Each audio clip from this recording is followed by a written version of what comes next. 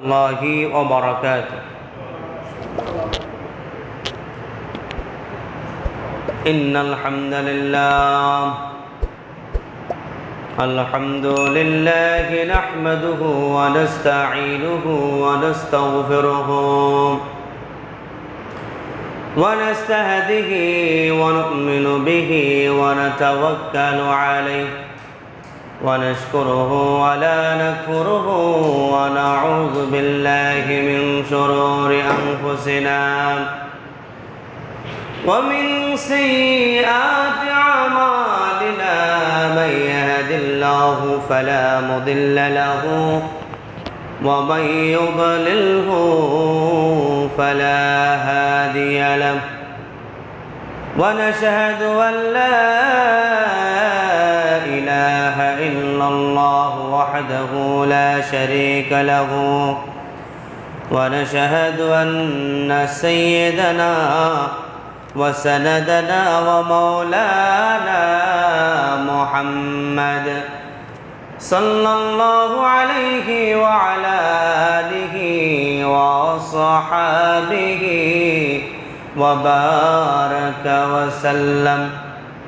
أرسله بالحق بشيرا ونذيرا وداعيا إلى الله بإذنه وسراجا وقمرا منيرا. أما بعد فقد قال الله تعالى في كلامه المجيد وفي فرقانه الحميد. أعوذ بالله من الشيطان الرجيم. بسم الله الرحمن الرحيم. وإذا قربا قربانا فتقبل من أحدهما ولم يتقبل من الآخر قال لأقتلنك. قال إنما يتقبل الله من المتقين. وقال تعالى أيضا قال الله تعالى في كلامه المجيد وفي فرقانه الحميد. فلما بلغ معه السعي قال يا بني إني أرى في المنام أني أذبحك فانظروا ماذا ترى.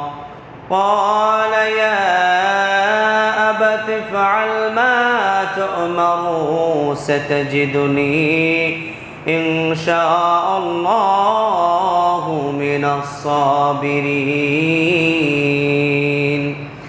فلما أسلما وتله للجبين وناديناه أن يا إبراهيم قد صدقت الرؤيا إنا كذلك نجزي المحسنين. إن هذا لهو البلاء المبين وفديناه بذبح عظيم. وقال تعالى في شان حبيبه مخبرا وآمرا إن الله وملائكته يصلون يا أيها الذين آمنوا صلوا عليه وسلموا تسليما اللهم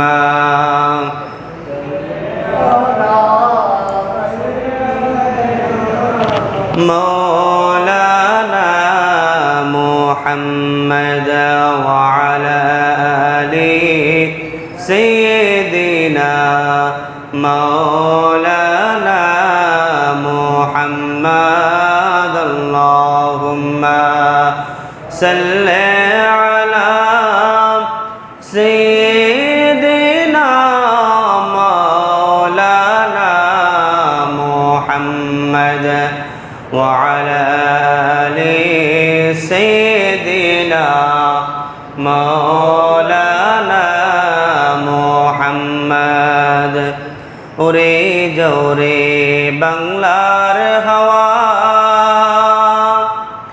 ওরে যাও রে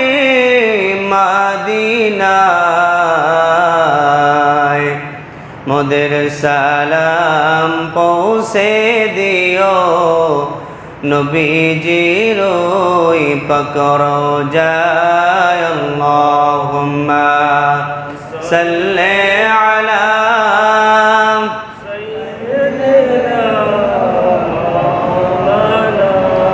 محمد وعلى آل سيدنا مولانا محمد لا إله إلا الله لا إله إلا الله لا إله إلا الله لا إله لا إله إلا الله حسبي ربي جل الله ما في قلبي غير الله نور محمد صلى الله لا إله إلا الله لا إله إلا الله لا إله إلا الله لا إله إلا الله لا إله إلا الله لا إله إلا الله محمد رسول الله صلى الله عليه وسلم মুআজ্জাজ হাজরিন সম্মানিত মুসল্লিন ইকরাম দিনদার মুসলমান ভাইয়েরা আল্লাহ প্রেমিক নবী প্রেমিক ভাইয়েরা সকলের প্রতি আমার অন্তরের অন্তরস্থল থেকে মোবারকবাদ ও সালাম আসসালামু আলাইকুম ওয়া রাহমাতুল্লাহি ওয়া বারাকাতুহু আল্লাহ পাক রব্বুল আলামিন দরবারে হাজারো লাখ কোটি শুকর যে মহান রব্বুল আলামিন আমাদেরকে শ্রেষ্ঠতম একটি দিন খুশির দিন ঈদের দিন ঈদুল আযহা ঈদুল আজহার আজকের এই মহান দিনে যেই দিনকে মুত্তাকিদের পরীক্ষা করার একটি দিন বান্দাদেরকে পরীক্ষা করার একটি দিন কেহ এই দিনের মাধ্যমে মুত্তাকি হয়ে যায় আর কেহ বুঝতে পারে আমি কি মুত্তাকি নাকি মুত্তাকি হতে পারি না আজকের এই দিনটি হলো অত্যন্ত গুরুত্বপূর্ণ একটি দিন এই দিন এটি কোনো অহেতুক এবং সাধারণ কোনো দিন নয় এই দিন হলো মুত্তাকিনদের জন্য একটি পরীক্ষামূলক একটি দিন আল্লাহ পাক রব্বুল আলামিন এই মহান দিনে ঈদগাহে এসে ঈদের নামাজ আদায় করার মতো শক্তি সামর্থ্যটুকু আমাদেরকে দিয়েছেন এই জন্য সেই মহান মনিবের দরবারে সকলেই কালিমাতুশ শুকুর আদায় করি বলে আলহামদুলিল্লাহ বিশ্বনবী সরকার দু আলম নবী আকরাম নূর মুজাসসাম নূরুন আলা নূর যে নবী করিম সাল্লাল্লাহু আলাইহি ওয়াসাল্লামের বদৌলতে আজকে আমরা এমন একটি মহৎপূর্ণ দিন আমরা পেয়েছি, যে দিন ইব্রাহিম আলাইহিস সালাতু ওয়াস সালামের সুন্নাহ, এই সুন্নাহকে বহন করে এমন একটি মহত্বপূর্ণ দিনে যে নবী করিম সাল্লাল্লাহু আলাইহি ওয়াসাল্লামের উসিলা আমরা পেয়েছি। এই জন্য সেই নবী করিম সাল্লাল্লাহু আলাইহি ওয়াসাল্লামের প্রতি দুরূদ ও সালাম পেশ করি, বলি সাল্লাল্লাহু আলাইহি ওয়াসাল্লাম। সম্মানিত হাজরিন, ঈদুল আযহা একটি পবিত্রতম একটি দিন। আল্লাহ পাক রব্বুল আলামিনের পক্ষ থেকে মুসলমানদের জন্য দুটি খুশির সংবাদ এবং খুশির দিন রয়েছে। একটি হলো ঈদুল ফিতর, আরেকটির নাম হলো ঈদুল আযহা। আল্লাহর হাবিব সাল্লাল্লাহু আলাইহি ওয়াসাল্লাম বলেছেন, প্রত্যেকের জন্য খুশির কিছু কিছু নির্ধারিত দিন রয়েছে। আমরা হ্যাপি ভ্যালেন্টাইন্স ডে এবং 31st নাইট ডে, এই সকল দিনগুলোকে বেদিনরা তাদের খুশির দিন হিসেবে উদযাপন করে। তাদের খুশির দিন হিসেবে উদযাপন করতে গিয়ে যে জিনিসগুলো তারা উদযাপনের মূল সূত্র বানিয়ে নেয়, সেটি হলো গান, বাদ্য, মদ এবং কি বাজি ফুটানোই তাদের হলো মূল উদ্দেশ্য, মাকসাদ। এগুলো দিয়ে তাদের দিনগুলোকে শুরু করে। আল্লাহ পাক রব্বুল বলছেন যে তোমরা এই সকল বিষয় দিয়ে তোমরা দিন শুরু করবে না, তোমরা আমি আল্লাহর কুদরতি কদমে সেজদা দিয়ে তোমরা এই আজকের এই মহান দিনটিকে উদযাপন করো। বলুন না সুবহান। আর এই সেজদার বিনিময়ে আমি আল্লাহ কি দিব? জাযাউন খায়রুন, তোমাদের জন্য এত উত্তম যাজা প্রতিদান আমি আল্লাহ পাক রব্বুল আলামিন রেডি করে রেখেছি। আজকে যারা কোরবানি দিবে, এই কোরবানির পশুর রক্ত জমিনে এক ফোঁটা, প্রথম ফোঁটাটা পড়ার আগেই বান্দার জীবনের সমস্ত আমল থেকে যত গুনাহ ছিল সমস্ত গুনাহগুলোকে আল্লাহ মাফ করে দেন। বলুন না সুবহানাল্লাহ। এমন একটি মহত্বপূর্ণ দিনে আল্লাহ পাক রব্বুল আলামিন আমাদেরকে হায়াত বাড়িয়ে দিয়েছেন, বৃদ্ধি করে দিয়েছেন। এই জন্য মহান মনিবের দরবারে আবারও শুকরিয়া দান আদায় করি, বলি আলহামদুলিল্লাহ। সম্মানিত হাজরিন, ঈদুল আযহা, এই যে কোরবানি আমরা যে করে থাকি, কোরবানের মূল উদ্দেশ্য কি? কোরবান শব্দের অর্থ হলো ত্যাগ করে দেওয়া, বিলীন করে দেওয়া, নিজের ইচ্ছা আকাঙ্ক্ষাকে আল্লাহর জন্য সফর্দ করে দেওয়া। নির্দিষ্ট সময়ে নির্দিষ্ট পশু দ্বারা একমাত্র আল্লাহর রাজাবন্দি হাসিলের উদ্দেশ্যে যেই পশুটা জবাই করা হয়, ওই পশুটাকেই কোরবানি বলা হয়। বলুন না সুবহানাল্লাহ। এখানে পারিভাষিক সংজ্ঞার মধ্যে এটা বলা হয়েছে একমাত্র আল্লাহর জন্য। যা করব বান্দা কার জন্যে? একটু বলেন, যা করব আমরা কার জন্য করব? আল্লাহ পাক রব্বুল আলামিন কোরআনুল কারীমের মধ্যে কত চমৎকার করে বলে দিয়েছেন, ও আমার হাবিব, ও আমার বন্ধু, পৃথিবীর মানুষদেরকে জানিয়ে দেন তাদের কোরবানিটা যেন আমি আল্লাহর জন্য হয়। বলুন না সুবহানাল্লাহ। আল্লাহ পাক রব্বুল আলামিন বলেন, হাবিব আমার, বন্ধু আমার, পৃথিবীর সমস্ত মানুষদেরকে জানিয়ে দেন, ইন্না সালাতি ওয়া নুসুকি ওয়া মাহইয়ায়া ওয়া মামাতি লিল্লাহি রাব্বিল আলামিন। হাবিব আমার, বন্ধু আমার, পৃথিবীর সমস্ত মানুষদেরকে আপনি জানিয়ে দেন, নিশ্চয়ই তাদের নামাজ, নিশ্চয়ই তাদের হায়াত, নিশ্চয়ই তাদের মৌত এবং নিশ্চয়ই তাদের কোরবানি একমাত্র আমি আল্লাহর জন্য যেন তারা আদায় করে নেয়। আর যদি তারা এভাবে আমি আল্লাহ পাক রব্বুল আলামিনের সন্তুষ্টি অর্জনের জন্য তারা যদি কোরবানিটা করতে পারে, কোরবানির পশুর গলার মধ্যে যখন ছুরিটা লাগিয়ে দেবে, ছুরিটা লাগানোর সাথে সাথে প্রথম ফোঁটা জমিনে পড়তে দেরি আমি আল্লাহ তাআলা বান্দার ওই কোরবানিকে কবুল করতে বিন্দু পরিমাণ দেরি করি না। বলুন না সুবহানাল্লাহ। কোরবানির পশুটাকে যখন জবাই করা হয়, ফোঁটাটা, প্রথম রক্তের ফোঁটাটা জমিনে পড়ার পূর্বেই আল্লাহ তাআলা বলেন, আমি আল্লাহ ওই বান্দার কোরবানিটা কবুল করে নেব। বলুন না সুবহানাল্লাহ। কুরবানি কার কুরবানি কবুল করেন? সবার কুরবানি কবুল হয় না, সবার হজ কবুল হয় না, সবার নামাজ কবুল হয় না। যে নামাজ, যে কুরবানি, যে দান সদকা, যে হজ শুধুমাত্র আল্লাহর জন্য করা হয়, ওই হজগুলো, ওই ইবাদতগুলো শুধু আল্লাহ তাআলা কবুল করে নেন। এছাড়া অহেতুক লোক দেখানো, মানুষকে দেখানোর জন্য যে সকল কোরবানি করা হয়, ওই কোরবানি আল্লাহর দরবারে বিন্দু পরিমাণও কবুল হয় না। বলুন না সুবহানাল্লাহ। এই জন্য কোরবানি করব কার জন্যে? আরেকটু বলেন না, কোরবানি করব কার জন্যে? আল্লাহর জন্যে। আজকে লক্ষ টাকার উপরে টাকা লাগে একটা কোরবানি দিতে। একজনে না পারলে অন্তত 5 জন 7 জনে মিলে একটা কোরবানি দেওয়া হয়। এই জন্য কোরবানিটা যারা 7 জন দেন, 5 জন দেন, 4 জন দেন, তাদের একনিষ্ঠ মন থাকবে, যা করব আজকে জবাইটা করব কার জন্য করব? আর যদি এভাবে মনটাকে খোলসা করে ইখলাসের সহিত যদি কোনো বান্দা কোরবানিটা করে, আল্লাহর হাবিব বলেছেন তার কোরবানি অবশ্যই অবশ্যই আল্লাহ তাআলা কবুল করে নেবেন। বলুন না সুবহানাল্লাহ। পূর্বের ঘটনা থেকে বোঝা যায় আল্লাহ তাআলা মুত্তাকি বান্দার কোরবানিকে কবুল করে নেন।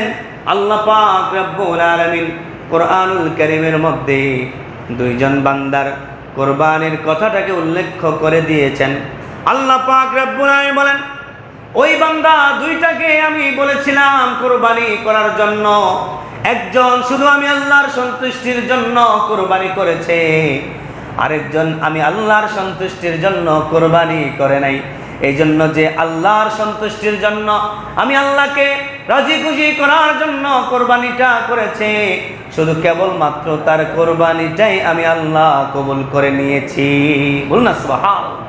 আজকে সমাজের মধ্যে যদি আমাদের এই দ্বীনে মুহাম্মাদি অর্থাৎ আমাদের রাসূলের যে ধর্ম, এই ধর্মের মধ্যে যদি এমন থাকতো, পূর্বের জামানার মতো, আগের জামানায় যখন কোরবানি করা হতো, কোরবানির পশু যখন দেওয়া হতো, উপর থেকে এক আগুনের শিখা এসে ওই কোরবানির পশু বলেন, ওই কোরবানির বিষয়টা বলেন, জ্বালিয়ে পুড়িয়ে সারখার করে দিত, তাহলে বোঝা যেত যে এই কোরবান যে আল্লাহর দরবারে কবুল হয়েছে।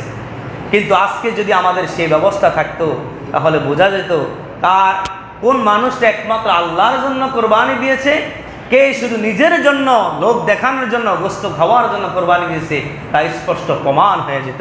কিন্তু আল্লাহ পাক রব্বুল আলামিন আমাদের নবীর কারণে, আমাদের রাসূলের কারণে এমন বড় বিপদ থেকে আমাদেরকে উদ্ধার করেছেন। বলুন না সুবহানাল্লাহ। মনটাকে আল্লাহর দিকে রুজু করে ফেলেছে। আল্লাহর হাবিব সাল্লাল্লাহু আলাইহি সাল্লাম বলেছেন, শুধু এই যে বান্দা আল্লাহর দিকে একটু রুজু করলো, মনটা আল্লাহর দিকে ফিরাইলো, আল্লাহ পাক রব্বুল আলামিন যত বড় পশুটা সে দিয়েছে, ওই পশুটাকে কাল কিয়ামতের দিন আল্লাহ তাআলা উঠাবেন, চামড়া, গোশত, শিং, হাড্ডি সব সহ একদম পরিপূর্ণ পশুটাকে উঠিয়ে বান্দার যখন মিজানের পাল্লা উঠিয়ে দেওয়া হবে, তখন বান্দার নেক আমলের জায়গাটার মধ্যে ওই পশুটাকে সরিয়ে দিবেন এবং বান্দাকে কোরবানির মাধ্যমে আল্লাহ তাআলা জান্নাতের ব্যবস্থা করে দেন। বলুন না সুবহানাল্লাহ। এই জন্য মুত্তাকি যারা, তাদের কোরবানি আল্লাহ কবুল করে নেন। আল্লাহ পাক রব্বুল আলামিন আমাদেরকে ইহসান করেছেন। আজকে যদি উপর থেকে আগুন এসে জ্বালিয়ে দিত, তাহলে আমাদের জন্য ভয়াবহ অবস্থা হতো। কথা বলুন, ঠিক না বেঠিক? আমাদের আল্লাহ পাক রব্বুল আলামিন আমাদের জন্য সহজ করে দিয়েছেন। আল্লাহ পাক রব্বুল বলতেছেন যে আমি সবার কোরবানিকে কবুল করি না, একমাত্র মুত্তাকিদের কোরবানিকে কবুল করি। আল্লাহ পাক রব্বুল আলামিন কুরআনুল কারীমের মধ্যে এই ঘটনাটা উল্লেখ করে দিয়েছেন। আল্লাহ পাক রব্বুল আলামিন বলেন, ওয়াইযা কররাবা কুরবানান, যখন তারা 2 জন কুরবানি করলো, ফাতুকবিলা মিন আহাদিহিমা, আমি একজনের কুরবানিকে কবুল করলাম, ওয়ালাম ইউতাকাব্বাল মিনাল আখার, আর আরেকজন যে কুরবানি দিয়েছে, ওই কোরবানিটা আমি আল্লাহ পাক রব্বুল আলামিন কবুল করি নাই। কবুল না করার কারণে একজন অপরজনকে বলতেছে, লা কতুলান্নাকা, তোমার কোরবানি যে কবুল হয়েছে, এই জন্য আমি তোমাকে হত্যা করব।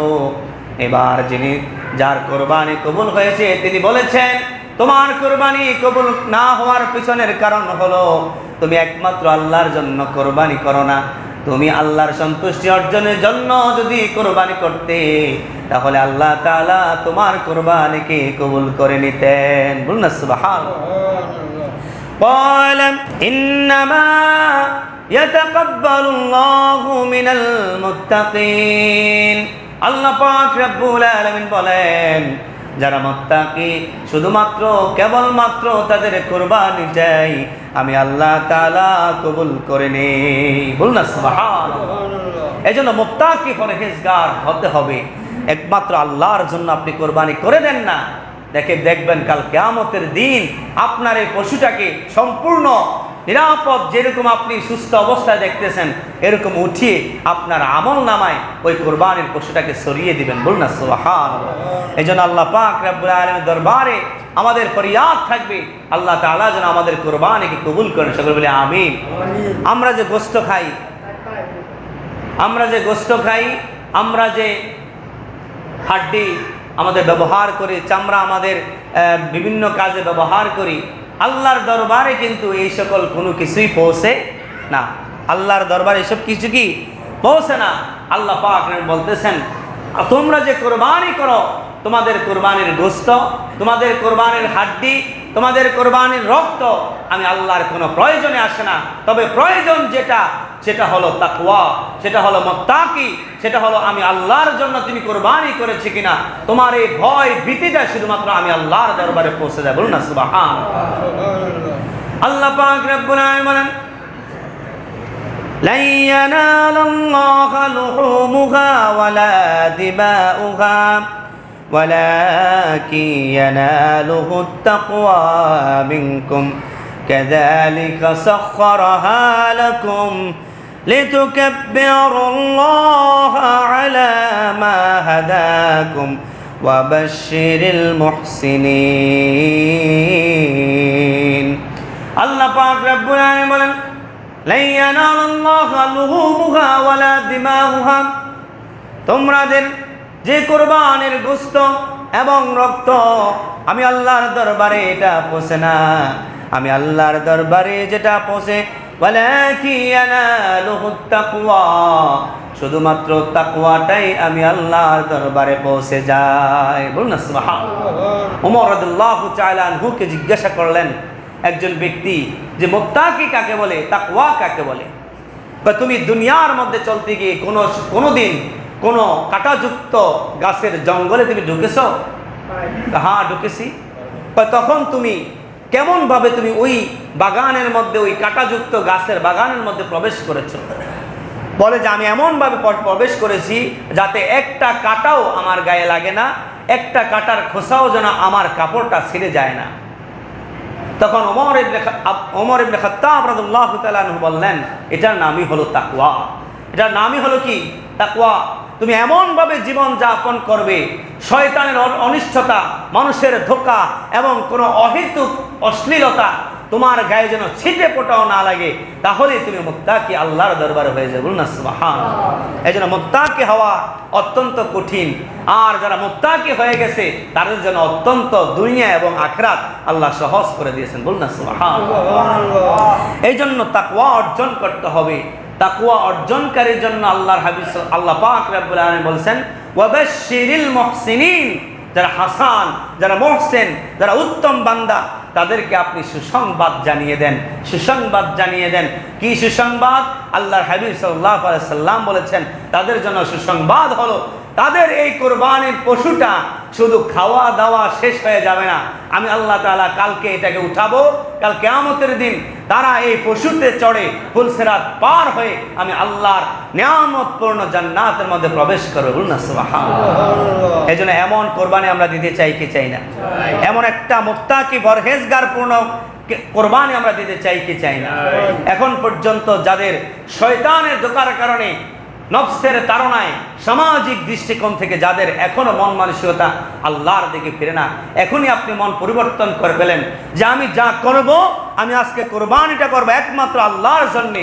আপনি কোরবানিটা করে দেখেন, আপনার মনের মধ্যে একটা প্রশান্তি চলে আসবে, আপনার দু চোখ দিয়ে পানি চলে আসবে। বলুন না সুবহানাল্লাহ।